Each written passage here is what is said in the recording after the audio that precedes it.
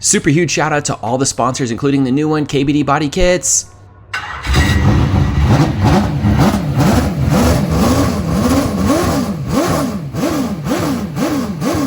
Today in Stupid Things Aaron Buys, we are going to take, not in this episode, but eventually, we're going to take a circle track car. I don't even know what this thing is. It's like my Great Value NASCAR. And we're going to turn this thing, we're going to turn it into a drift car. And let's explain why. We're going to talk about the car. We're going to look around the car. And then, hey, look, it has a mirror in it. And then we're going to show you all the little things about it, tell you the plans, and then in future episodes, we'll actually do stuff to it. But let's just at first talk about this thing. I'm sorry I bought another car. I mean, you got rid of one.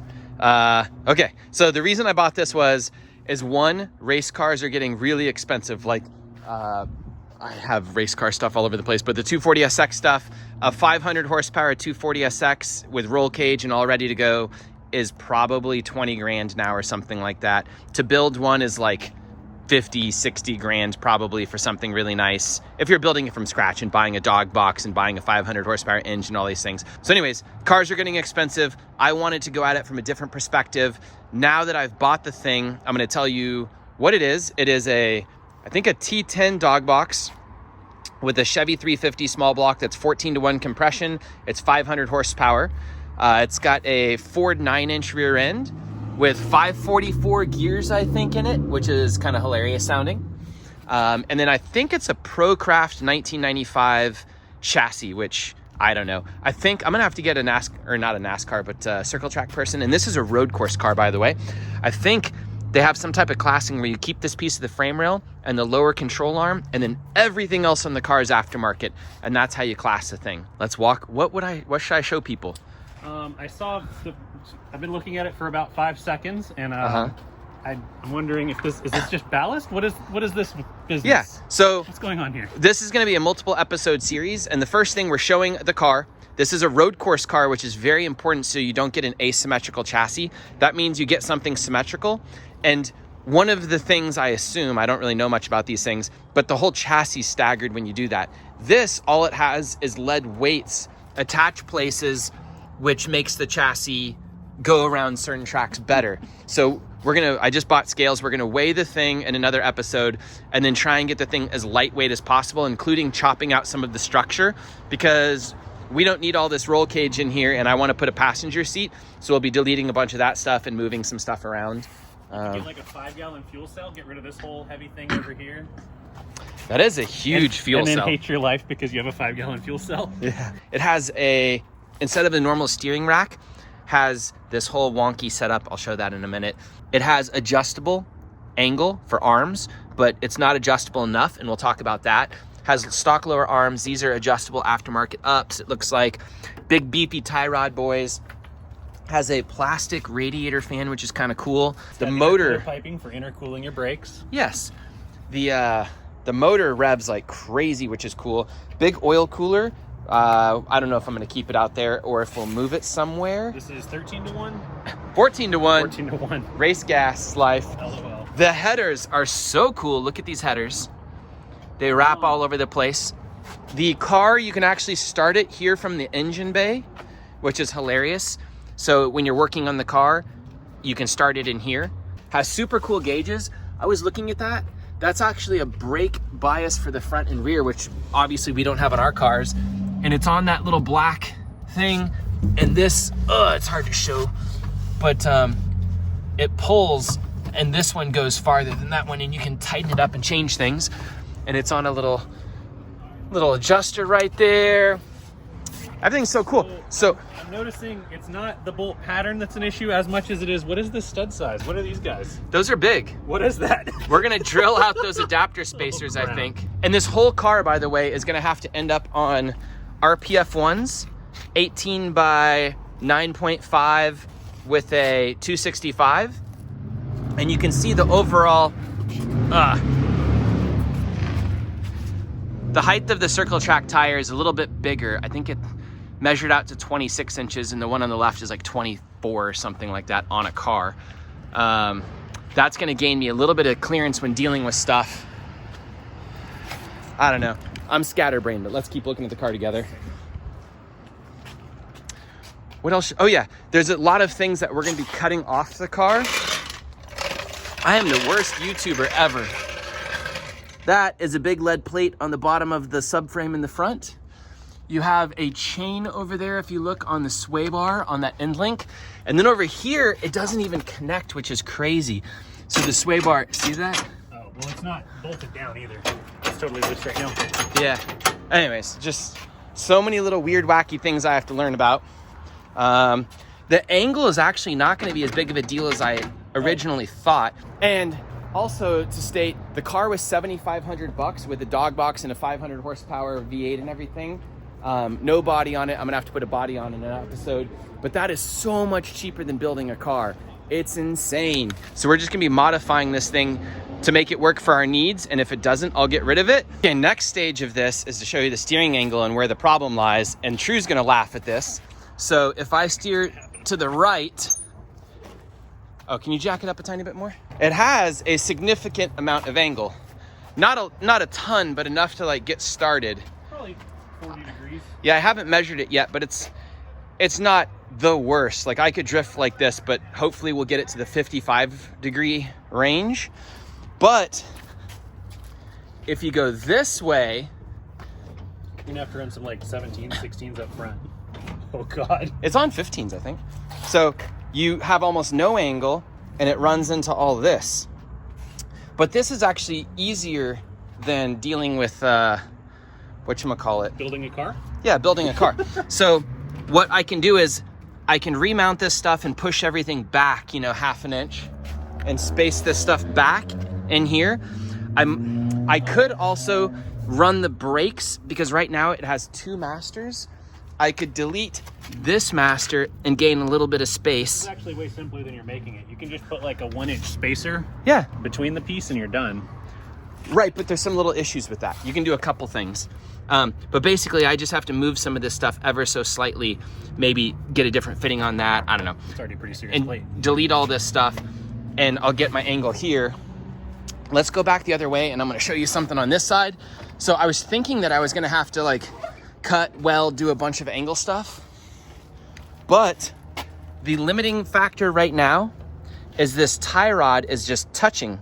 That's the stop right now. So if I trim that back and plate it, that's gonna get us the angle that we need without too much of a mess. This kind of depends how much that gets us by the hitting of the control arm over there. This, we can cut, we can weld, we can move, we can do a few little things. This one, I think we can actually just re-slot a little bit, because this one... Nope.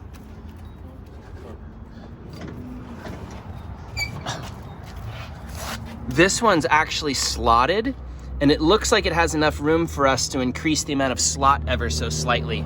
So we might really only have to, you know, modify that one a bit. I don't know. So as we go around the car, I'm not like mounting a body. I have no idea yet, but supposedly you can mount like a 2020 Camaro body from like a NASCAR thingy on it. I'm sure we're gonna have to do some spring rate changes.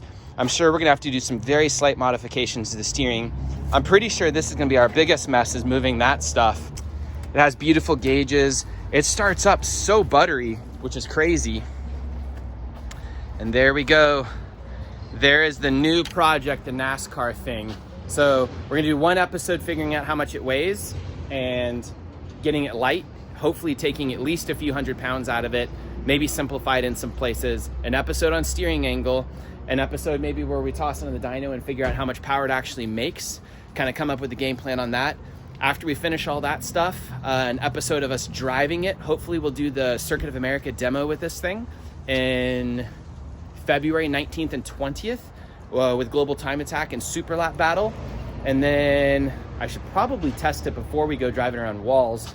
And then I'm gonna do an episode figuring out how to not only, I mean, it's gonna be pretty easy, put adapter spacers and put wheels and tires on it, but figure out spacing on them, because as we add more spacer on this to adapt all this, we're going to increase the scrub radius by moving everything out. You move the attachment point from right there, right here, over, even though the wheel is looks the same size and everything, it's going to start pushing, if you know what scrub radius is, boom, it's going to like have a wider arc, and it's going to hit here worse possibly. And then I guess I can still show you a few more little cool things about the car. Cool things about the car, it's solid axles, so the rear suspension is just basically 2 arms, which is super simple. With it looks like a panhard bar, if that's the correct way to say that. It is height adjustable right here, so it's just on top of these big screws with a plate with a spring, and then you drop a extension in there and just with the Milwaukee or whatever, that gets the thing up and down. And then basically the same thing up here, except you're gonna have a little bit more issue getting it dropped in because it's blocked by that shock hoop right there. And then, yeah, now it's no longer rule-based either. We could do different lower arms if we wanted to, but I'm not even sure if it's gonna be a problem because we're not gonna get anywhere close over there. I think our biggest issue is just right there. And we're also gonna get a little bit smaller on the tire size, because as you look at this, a 265 Valino is a little bit more narrow by maybe 2 inches. And in the back, we're gonna go up to a 285 Valino, and that probably will be pretty similar, maybe a little bit more narrow. But the back is gonna have no clearance issues at all, I don't think. What are you guessing at start weight? I'm guessing, as if we weighed it right now, that it's 3,000 pounds. I have absolutely no idea though. I'm guessing, looking at this thing when we're done, it's gonna weigh 2,500, like pulling the weights out wherever there's lead plates, and I don't know. It'd be cool to have a seat back over there, but that's all completely No, we're gonna cut all that out. You gonna cut all the exhaust and stuff out? It's all, there's a lot of stuff under there. I know. Okay. We're gonna reroute a little bit and cut some stuff and just toss the seat there. But right. We're not gonna mess with that right now. We're gonna see if the thing works. Run first. Yep. And then eventually I'll need to get a window, a roof, doors, a front shell, a back shell. I don't know. It's also gonna be really weird. The steering has a quickener on it. So it is, let's see, right now it is, there's straight. It's 1 full turn right and then 1 full turn left. And when we modify it a little bit, it'll probably go a little tiny bit further. Hopefully, I don't know if these systems over-center in the same way and have problems. I don't know, we'll cross that bridge when we get there. Some other neat things, this thing is super serviceable. Like if you look at this huge oil filter, I mean, you just walk up and grab it. That's pretty dang easy. You want to raise and lower the car, you don't have to mess with collars or do anything. You just do it right there. The back would literally take seconds to raise and lower. These shocks would take almost no time whatsoever to get off. Everything is so easy on this thing. This header looks kind of a little bit of a mess though. Oh, it also has an AccuSump. AccuSump is right there. Battery is just below it, which is kind of cool how low all that stuff is for center of weight. There's a lot of little stuff too that we could just cut off. Like we're not going to use that bracket because that's for lead plating and stuff. We don't need to, but. And then fitting what True was saying a second ago is the exhaust runs through here. And the exhaust looks so cool. Look at that. We could obviously run that a different way. I got this from Kurt, by the way. And what he did is he runs his exhaust out the side of the car and down the side completely. So we could just run it completely out the side, but then people in tandem could hit it and everyone's gonna burn themselves getting in and out of the car. There's a lot of things. And then if you look at this side, there's none of that foot pedal assembly here. So this is just wide open for steering angle. Like I'd have to zip tie that over and that's about all we'd have to do on this side, other than trim that up a little bit for where it hits. Right now it has a little circle track racing flywheel and clutch, and I'm pretty sure we're just gonna burn that thing up immediately drifting it. Maybe we'll get one practice day out of it to try to see how it all works, but should just allow a normal Chevy clutch and flywheel in there, hopefully. All right, one take, show them start up again. This thing starts up. Oh, here, hold it. It's carb too. It's hilarious. Out of gear so I don't fly through the side of the shop. Look at the transmission. That's kind of terrifying. Oh, and the transmission defaults to 4th and 3rd. You have to go over for 1st and 2nd. And I still have not successfully... Do you have to push it down? I don't know. I haven't figured out how to put it in reverse yet. All right, let's start the thing up. It's on. Ignition. We're showing them how to steal my car, unfortunately. Yeah, you can't tell. Here we go. That was it. I don't get it.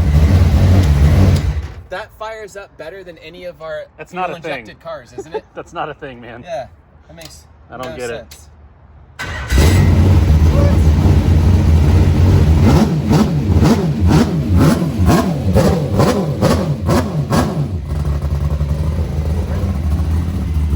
Where's the flames?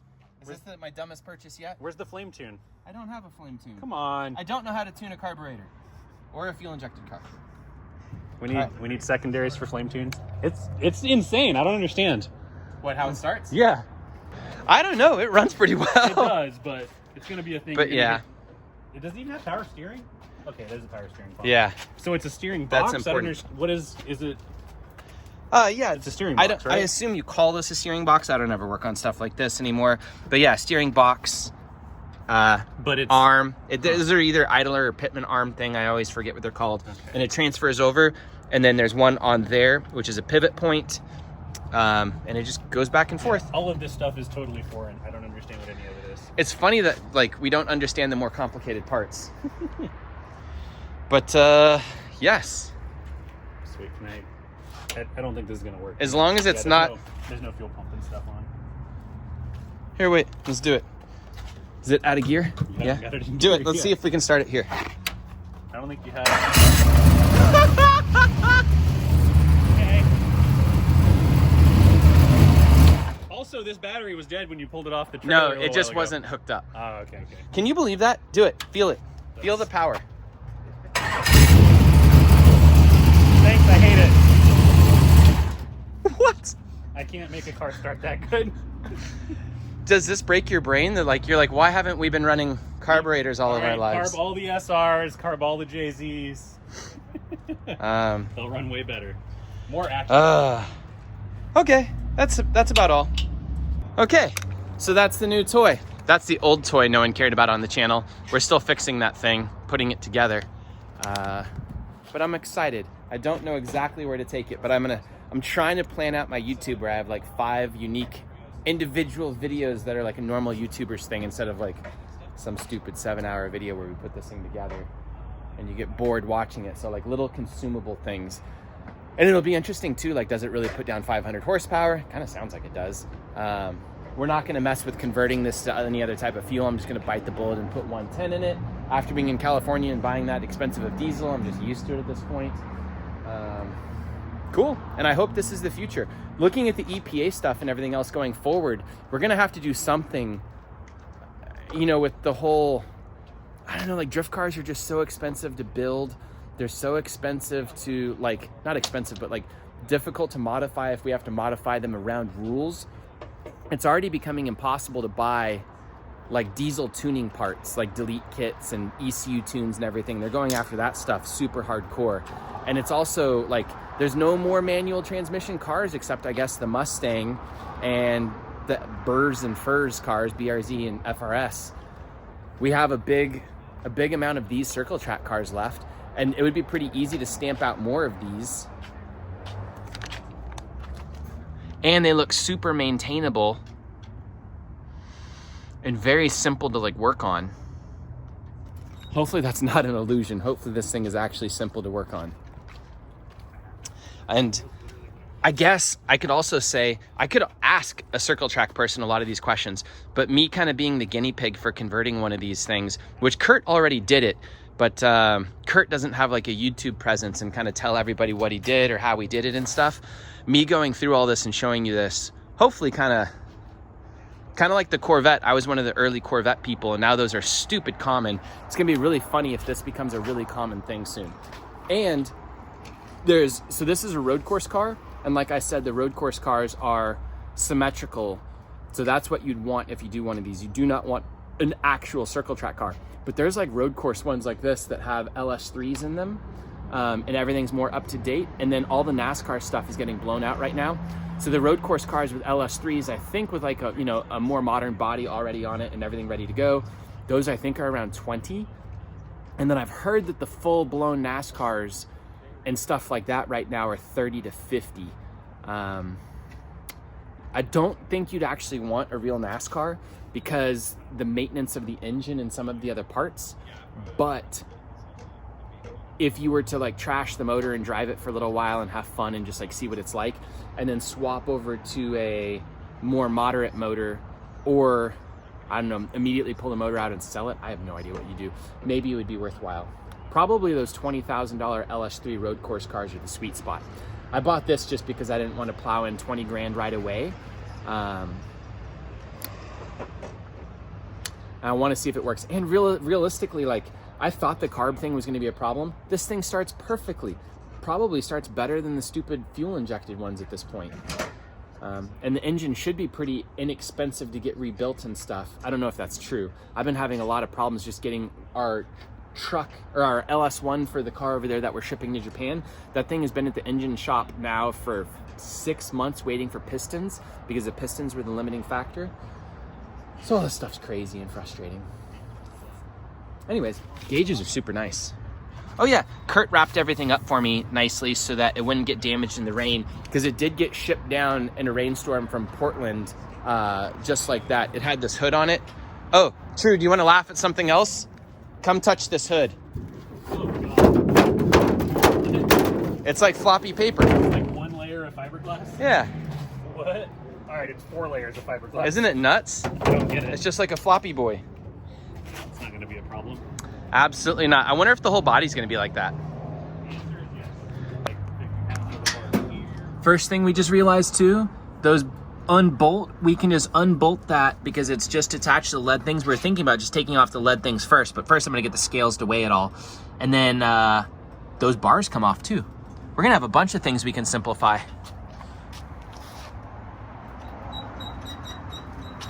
That is pretty well triangulated there. It doesn't move separate. This is kind of cool too.